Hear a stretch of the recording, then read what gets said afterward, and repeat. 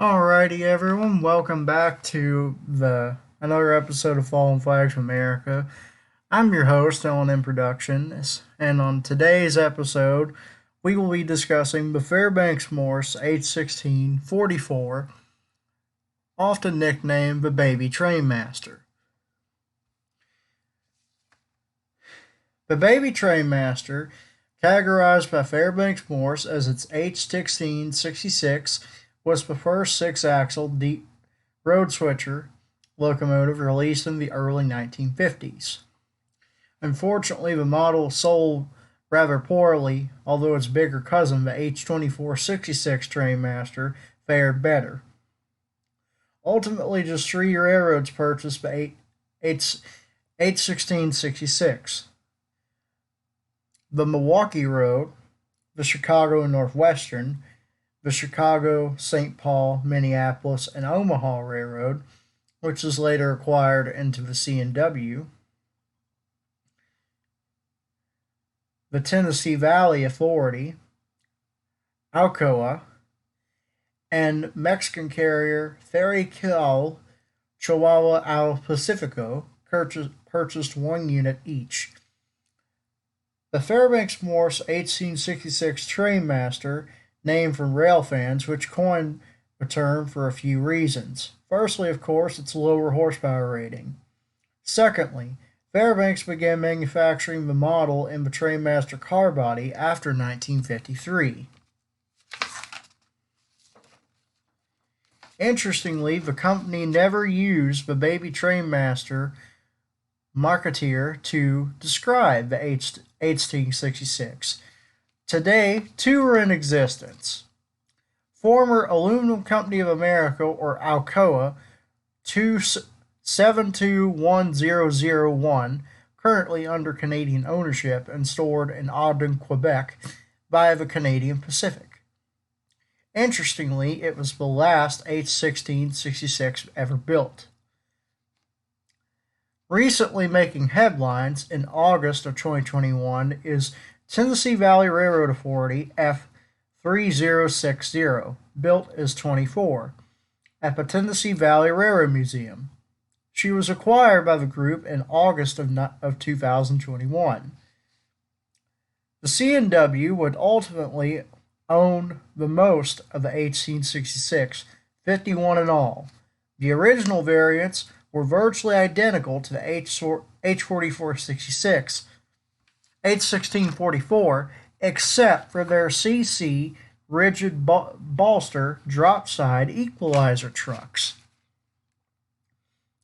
The H16-66 could produce 1600 horsepower, utilizing the Fairbanks-Morse 2-cycle 38D8 1/8 opposed piston prime mover.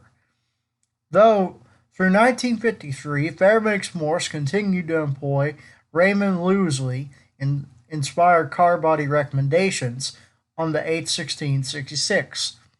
While only cosmetic in nature, the styling did provide for a nice look with an offset cab and clean lines. However, later on the company scrapped Louis' recommendations in an effort to reduce manufacturing costs. Fairbanks' classification system for its diesels somewhat followed Baldwin's designation.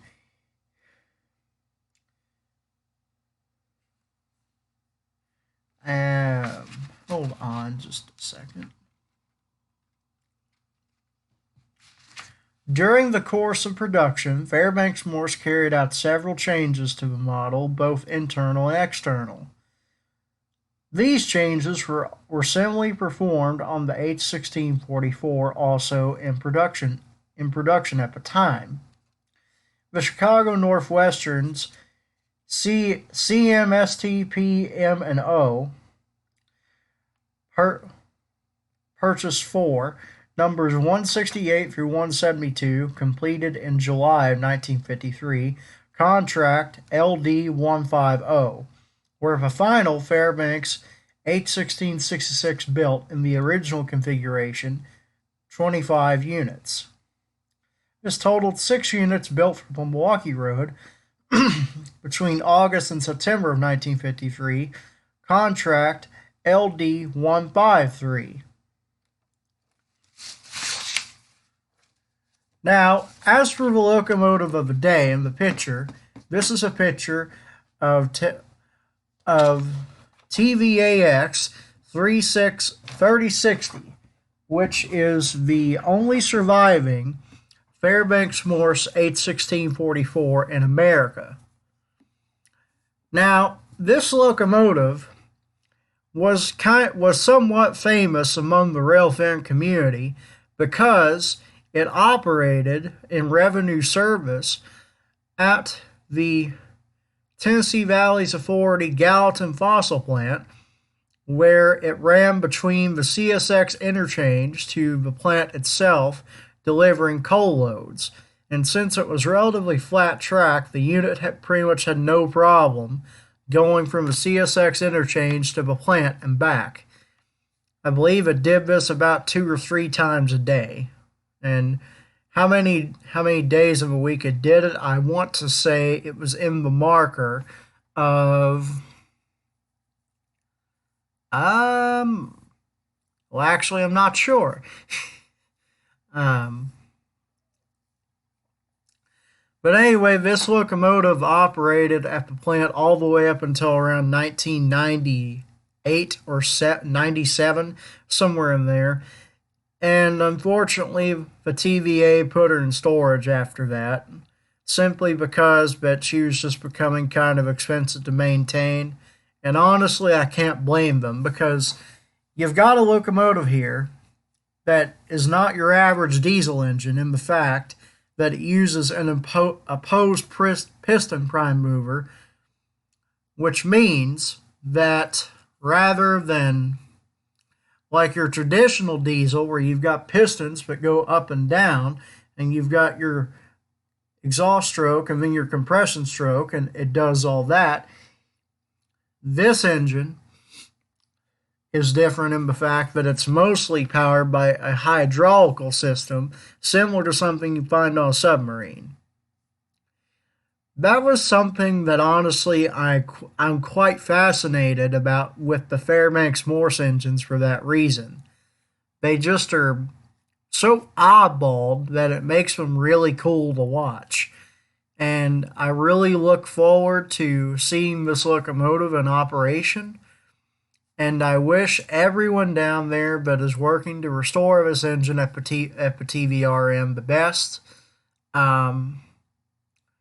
Now, they haven't said for sure, but there's a chance, I say there's a chance, that it could be restored to working condition, or it could be restored to static display. At this point, no one really knows, but this is a picture of her taken August 3rd of 1997, when they had just repainted her to the gray and blue paint scheme. It originally wore a white and blue paint scheme, somewhat similar to the paint scheme used on TTI, or the colors.